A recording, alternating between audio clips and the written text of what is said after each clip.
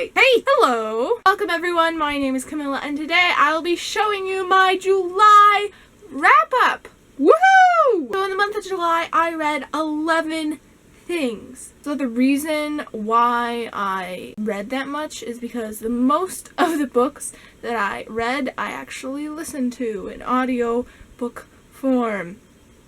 But anyway, let's just get down to business. The first book I read is The Kiss of Deception by Mary E. Pearson. I actually listened to this entirely on audiobook. Now, some people might say, oh my gosh, Camilla, you didn't get the full experience of this amazing book. That's probably true, but I still enjoyed it a lot. This book is about a girl who is a princess and she's being forced to marry someone that her parents have arranged her to marry. She runs away. There are two people who are following her. One is an assassin that someone has hired to kill her, and another one is the actual prince that she's going to marry.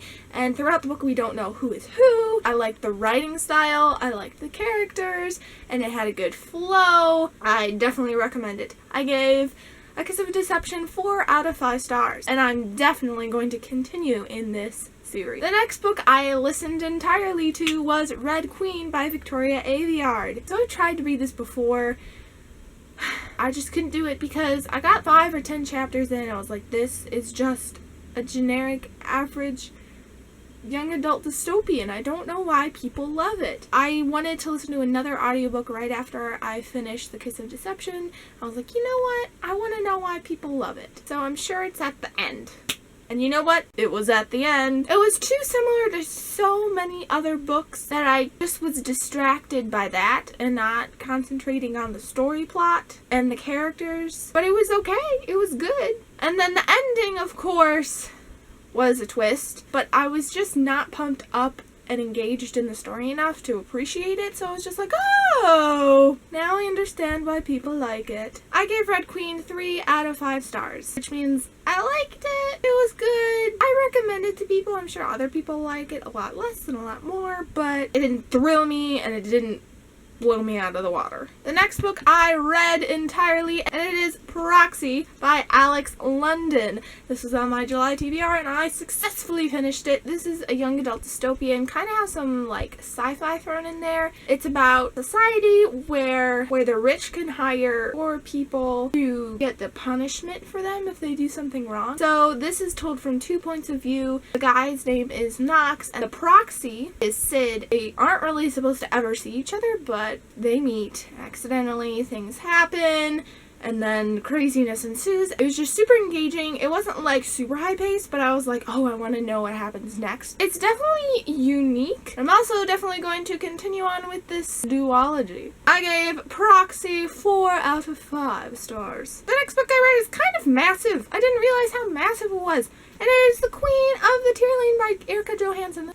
I tried, guys. I tried reading it. I was like, if I'm gonna finish this, I have to listen to it. So I listened to it in audiobook form. That got me through it. It's about a girl who is heir to the throne, but she's not raised as queen, but she knows she's going to be the queen. She's raised by foster parents. The day comes where she's gonna go claim her throne, and then people like assassins try to kill her, and people are constantly kind of trying to kill her. The government or democracy or hierarchy or whatever is corrupted, and she has to fix it. I just didn't like it because I didn't like the writing style. It felt slow to me. I don't even know what genre to put it in. I thought it was fantasy, and then I started reading it, and I was just like, oh, it's kind of like steampunk a little bit because it's just random things that wouldn't belong in fantasy world. But is it dystopian? Like, is it in our future? Is it an alternative universe? Because it's like coming from America, la-di-da-di-da. I don't know. If you put it in a category, please let me know in the comments. Or it's just beyond all categorization, and that's okay too. I gave Queen of Tyrling 2 out of 5 stars. I will probably not continue on in the series, which the second book is The Invasion of the Tyrling. The next thing that I read in July is actually a play, and it is Hamlet by William Shakespeare. This past month, I really wanted to get some Shakespeare into my soul, and I asked a couple people and they said start with Hamlet. So I started with Hamlet, and I actually really enjoyed it. I didn't know what I was expecting. I didn't really have an expectation. But so, I mean, Hamlet's a classic. It's about this guy named Hamlet, and he's the prince, and his father, the king, dies, and his mother remarries, and he's trying to figure out if the king was assassinated or if his mom killed him, or yeah, and then there's Ophelia, and they're running around, and it's just like, do you love me? Wait, I thought I loved you. I don't understand what's going on. I didn't fully listen to it. I didn't fully read it. I read it and listened to it at the same time. I did that for a couple of Jane Austen's things. If you want to start Shakespeare, I totally recommend listening to it and reading it at the same time. Like, while you're reading it, you have your earbuds and you're listening to it being read. So that way you can kind of like get the sentence structure and flow of the sentences that otherwise I wouldn't be able to do. All in all, I gave Hamlet 4 out of 5 stars. I don't want to continue on with this Shakespeare flow.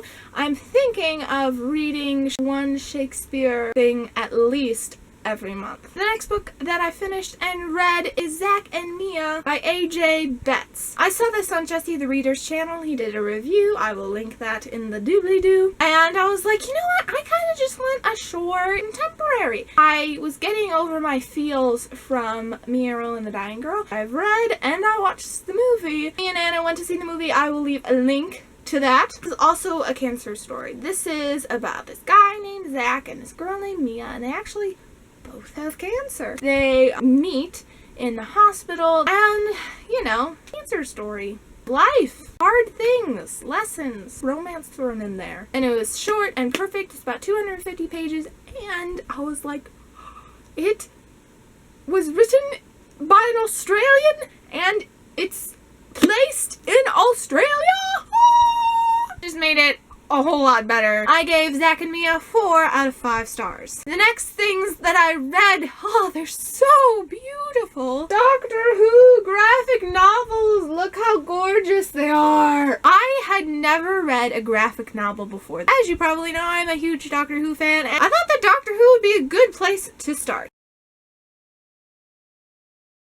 The next book that I finished, oh, I'm so glad I'm finished with it, is Shades of Earth by Beth Revis, the 3rd book in the Across the Universe series. Guys, this series just goes downhill from the first book. It's slow. I don't like the writing style. The characters are immature, and the logic is just like, why are you doing this again? How did you know to do that exact thing that carries the plot through perfectly? Ugh.